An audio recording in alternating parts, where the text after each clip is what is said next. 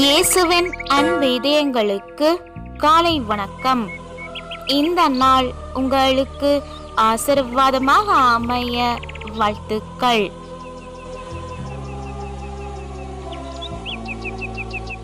இப்புதிய நாளுக்கான ஆசீர்வாத இறைவசனம் லூக்கா அதிகாரம் 2 இறை வார்த்தை 10 மற்றும் 11. இதோ எல்லா மக்களுக்கும் பெரும் மகிழ்ச்சியூட்டும் நற்செய்தியை உங்களுக்கு அறிவிக்கிறேன். இன்று ஆண்டவராகிய மெசியா என்னும் மீட்பர் உங்களுக்காக தாவீதின் ஊரில் பிறந்திருக்கிறார்.